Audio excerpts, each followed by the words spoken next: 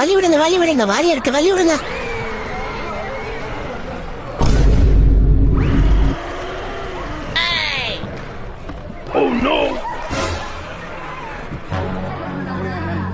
இதுல உள்ள என்னமோ இருக்கு, படிக்கவே இல்லை யாருமே.